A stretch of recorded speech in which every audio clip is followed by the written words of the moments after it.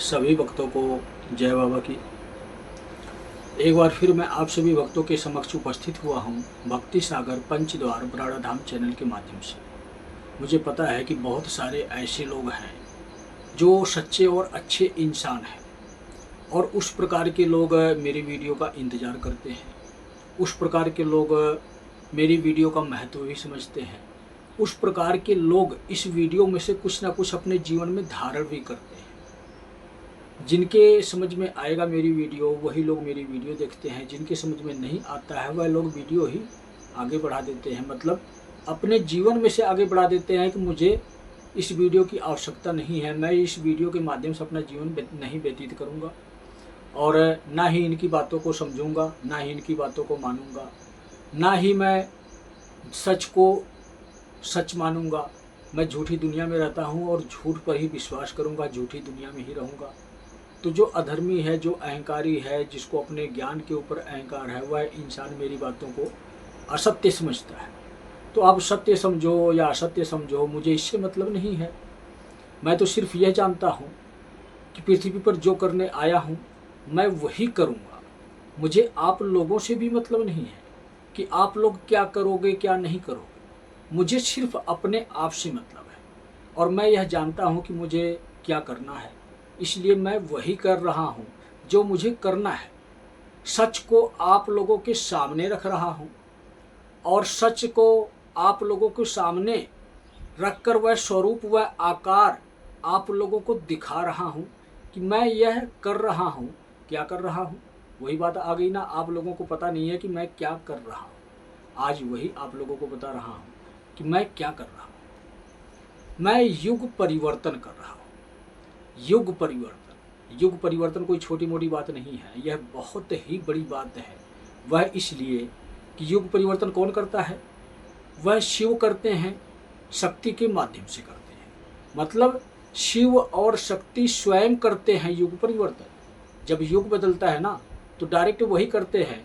स्वरूप आप देखते हो कि यह राम बनकर आए, यह कृष्ण बनकर आए और यह कल्कि बनकर आए। लेकिन आप लोग कलयुग में जी रहे हो ना, अधर्मियों की दुनिया में जी रहे हो ना, आप भी अधर्मी हो ना। इसीलिए आपके समझ में ही नहीं आता है कि कल्कि अवतार होने का समय आ गया है या नहीं। आप लोगों को यह समझ में ही नहीं आता है कि कल्कि की गुप्त लीला का रहस्य क्या है। गुप्त लीला कल्कि की क्यों कही गई है, भविष्यमालिका में गुप्त लीला का जिक्र क्यों मिलता है, आप लोगों को यह पता ही नहीं है। इसीलिए आप लोग कहते हो कल्कि आ रहे हैं, क्योंकि आप कलयुग की झूठी दुनिया में अपना जीवन व्यतीत कर रहे हो। आपको इस झूठ के आगे सत्य कुछ नज़र ही नहीं आता है। आपको तो यह ही नहीं नज़र आता है कि यह दुनिया बदल रही है, युग परिवर्तन चल रहा है।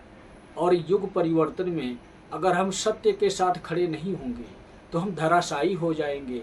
धराशायी होने का मतलब है कि आपकी मृत्यु हो जाएगी, आप इस पृथ्वी पर नहीं रहोगे। और मैं क्या कर रहा हूँ, वही आप लोगों को बता रहा हूँ, वही आप लोगों को दिखा रहा हूँ कि इस दुनिया में बिना कुछ करे किसी को नहीं मिलता है। जैसे आप काम नहीं करते हो तो आपको पैसा नहीं मिलता है, पैसा नहीं मिलता है तो आपका जीवन नहीं चलता है।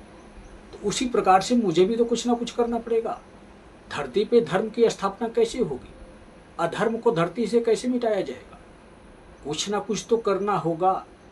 घर बैठे, कमरे में बैठे, बिना जुबान चलाए, बिना अपना पैर चलाए अगर मैं कुछ बदल दूं दुनिया में तो ऐसा होता है। अगर ऐसे कोई कल्कि बनता है और आपको ज्ञान देता है, आपको बात बताता है, दुनिया की कहानी सुनाता है, धर्म और ग्रंथ शास्त्रों में आप लोगों को उलझाता है, क्या वह कल्कि हो सकता है? क्या वह युग परिवर्तन करने वाला इंसान हो सकता है? बस आप लोगों को आज यही पहचान बताने आया हूँ कि कल्कि कौन है दुनिया में। अगर आपने यह पहचान किसी इंसान के अंदर ढूंढ ली तो आपको समझ में आ जाएगा कि कल्कि कौन है।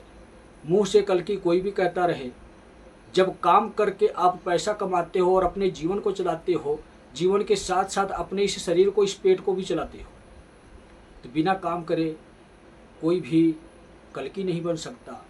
कल्कि का मतलब होता है कि इंसानों के माथे से लगे हुए कलंक को मिटाने वाला जो इंसान होगा, जो वह श्रेष्ठ इंसान होगा, वही इंसान कल्कि होगा। कलंक क्या लगा है?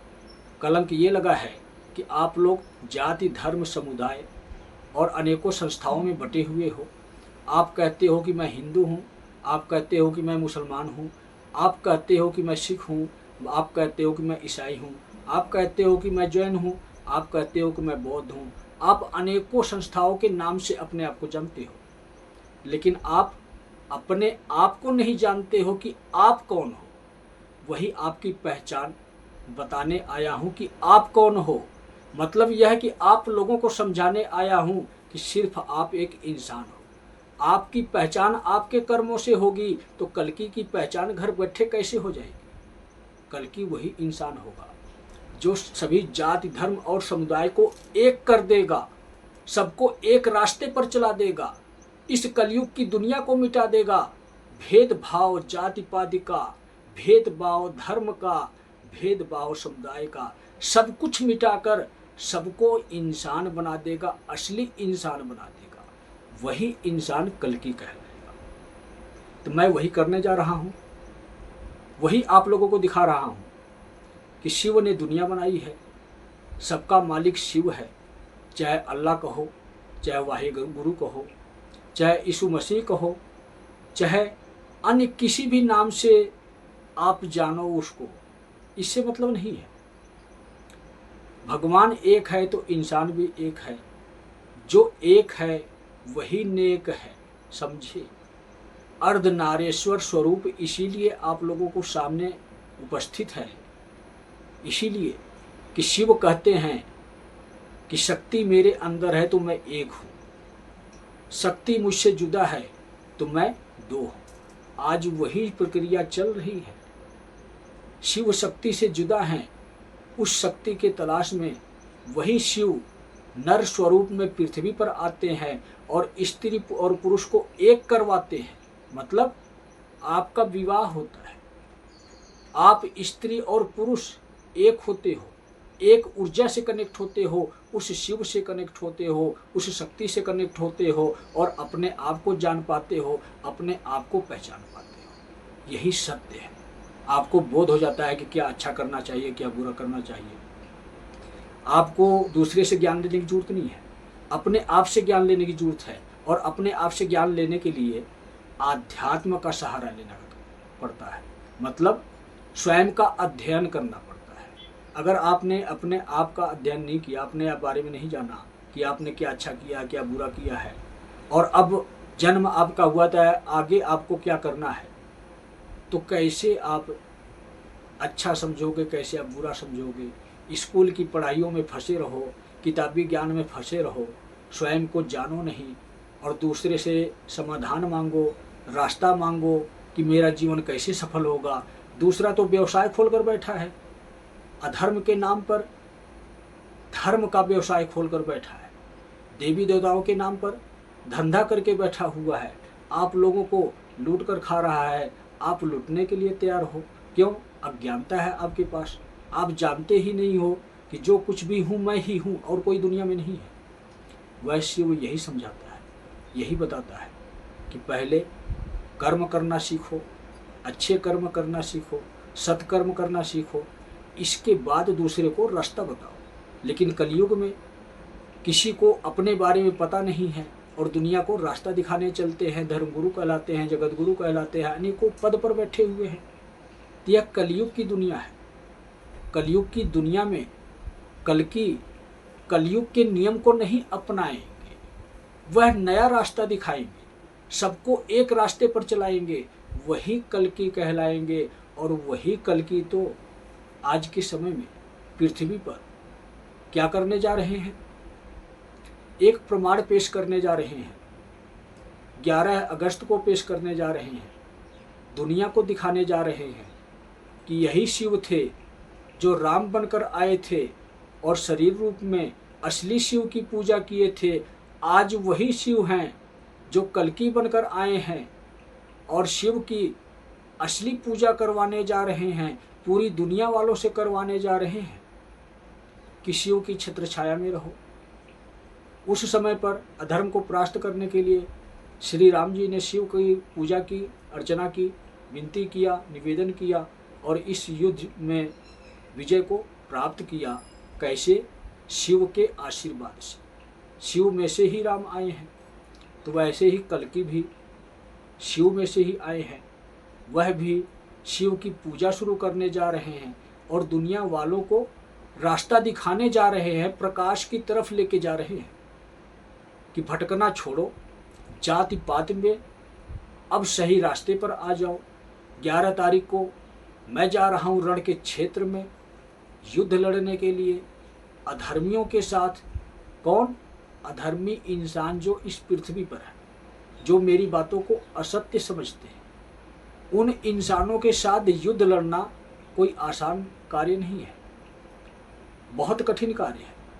एक अधर्मी इंसान को समझाओ तो उसके समझ में नहीं आएगा कि मैं क्या बता रहा हूँ, क्या समझा रहा हूँ, लेकिन जो समझ में आएगा उस अधर्मी इंसान को, तो उस समय पर वह कुछ कर नहीं पाएगा। सिर्फ ये समझा रहा हूँ कि अगर आज चूक गए, आप मेरी बातों को नहीं समझ पाए, तो आप इतना समझो कि आपके जीवन में मुसीबत आने वाली है, घर के बाहर दस्तक दे चुकी है। कब एंट्री कर जाए आपके समझ में नहीं आएगा, कब आपका जीवन तबाह हो जाए आपके समझ में नहीं आएगा, और कब आप मृत्यु को प्राप्त हो जाओ यह भी आपके समझ में नहीं आएगा। इसलिए मैं अनेकों भाषा का इस्तेमाल करता हूँ, प्यार की भाषा का भी इस्तेमाल करता हूँ, प्यार से भी समझाता हूँ, प्यार से भी बताता हूँ, लेकिन गुस्से से भी समझाता हूँ, गुस्से से भी बताता हूँ। क्यों करता हूँ? यह सिर्फ इसलिए करता हूँ, कोई सी भी भाषा मेरी इस्तेमाल कर लो, कुछ भी आपके जीवन में सहायक बन जाए, आपका जीवन बच जाए, सिर्फ इसलिए अनेकों प्रकार से कोशिश करता हूँ। अब समझ में नहीं आएगा आपके, तो मुझे भी तो समझ में नहीं आएगा कि कैसे समझाऊं। तब मैं भी यह समझ जाऊंगा कि यह इंसान समझने वाला नहीं है। अब इसको मिटाना पड़ेगा, और मिटाने के लिए काल के दूत के माध्यम से संदेश पहुंचाना पड़ेगा कि अब तेरी मृत्यु आने वाली है, बच कितना बचेगा। अब मैं आ रहा हूँ। कौन? काल पुरुष, महाकाल बनकर आ रहे हैं, आपके जीवन में आ रहे हैं, उपहार के तौर पर महाकाली को ला रहे हैं। अधर्म आपने जो किया है, पाई पाई का हिसाब करने के लिए, रक्तपान करने के लिए, आपके शरीर के रक्त को वह पान करेगी, तब जान पाएगी वह कि तुमने क्या क्या किया है।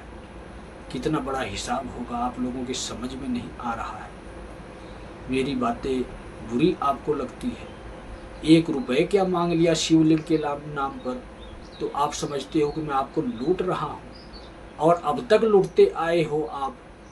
तो वहाँ आप दान पुण्य कर रहे थे, लाखों करोड़ों रुपए आप लोग मठों में, मंदिरों में, दरबारों में देकर आ जाते हो, और 1 रुपये मैंने मांग लिया तो गुनाह कर दिया। यह गुनाह करना मैं अच्छी बात समझता हूँ। क्यों? मेरे गुरु का आदेश था कि संदेश हर एक इंसान तक पहुँचना चाहिए, जिसका दे उसका भी भला, जो ना दे उसका भी भला। अच्छी बात है, गुरु फिक्र करते हैं आपकी। गुरु बनकर मैं आपको रास्ता दिखा रहा हूँ, रास्ते पर चलोगे तो आपकी फिक्र करूँगा। नहीं तो अब की बार गुरु ये महागुरु को बुलाए हैं जो सबके गुरु हैं, और वह गुरु जब महाकाल स्वरूप धारण करते हैं तो उसी स्वरूप का नाम है काल पुरुष, इसी शरीर का नाम है काल पुरुष। मेरे आदेश से आपकी मृत्यु हो जाएगी अगर आपने अधर्म किया है, अपने जीवन में अहंकार किया है। तो आप लोग मेरी बातों को समझो, सहयोग मांगा हूँ, बिजनेस नहीं कर रहा हूँ कलयुगी धर्म गुरुओं की तरह। मैं तो लौटाने आया हूँ, आप लोग क्या मुझे दोगे? मैं तो आपको लौटाने आया हूँ। क्या लौटाने आया हूँ? अच्छा किए हो तो अच्छा करने आया हूँ, बुरा किए हो तो बुरा करने आया हूँ, जैसा किए हो वैसा देने आया हूँ। तो मैं आपको देने आया हूँ, आप क्या मुझे दोगे? किसी के भरोसे मैं नहीं रहता हूँ, अपना काम कर रहा हूँ।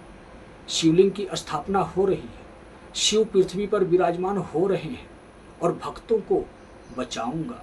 जो सच्चे हैं, जो अच्छे हैं, जो नेक हैं, जो मेरी बातों को समझते हैं, जो मेरे बताए हुए रास्ते पर चलते हैं, उन लोगों को बचाऊंगा, बाकी सबको मरवाऊंगा।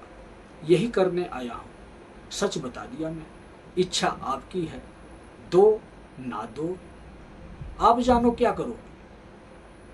आखिरी वीडियो है मेरी। गुरु का आदेश था कि जो भक्त हैं उन तक संदेश पहुंचा दिया जाए, जो अधर्मी है उनको इस दुनिया में से मिटा दिया जाए। तो संदेश शिव का पहुंचा रहा हूं। आदेश मैं ही दूंगा ना, पृथ्वी पर काल पुरुष हूं। तो सोचो समझो विचार करो, 1 रुपए देकर जीवन दान लेना है या वीडियो को इग्नोर करके अपने जीवन को गंवाना है। अहंकार ही अंत का कारण होता है। रावण का अहंकार नहीं रहा तो रावण की लंका नहीं रही, तो रावण का साम्राज्य नहीं रहा। तो आप तो यह तो समझो, रावण भी तो नहीं रहा तो कलयुगी रावण कोई नहीं रहेंगे। चाहे साधारण इंसान हो, चाहे धर्म गुरु हो, या दुनिया में कोई भी इंसान हो, अहंकार का अंत होता है। अहंकारियों का भी अंत होगा। समझो मैं कौन हूँ, सोचते रहो, समझते रहो मैं कौन हूँ। जो हूँ वो मैं जानता हूँ, आप नहीं जानते। अगर आप जानते तो आप अपना महत्व समझते, आप अपना फर्ज समझते, आप अपना कर्तव्य समझते।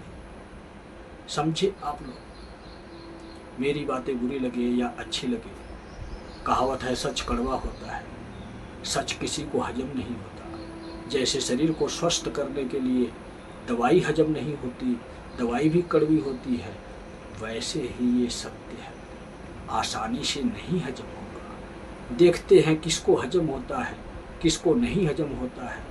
जिसको हजम हो जाएगा उसका शरीर भी स्वस्थ हो जाएगा, उसका जीवन भी स्वस्थ हो जाएगा, उसका परिवार भी मजबूत हो जाएगा, उसके जीवन में शिव की ऊर्जा काम करेगी। और जहाँ शिव की ऊर्जा काम करती है वहाँ तो बड़े बड़े धराशायी हो जाते हैं। बीमारी हो या परेशानी हो या कोई भी परेशानी हो, समझ जाओ आप लोग, दुनिया में जो भी परेशानियां हैं सब कुछ नष्ट हो जाता है। शिव की ऊर्जा में एक सुखी जीवन इंसान जीता है। सुखी जीवन चाहिए या नरक लोक की सैर करनी है? नरक लोक की सैर करनी है तो मैं अच्छे से सैर करवाना जानता हूँ।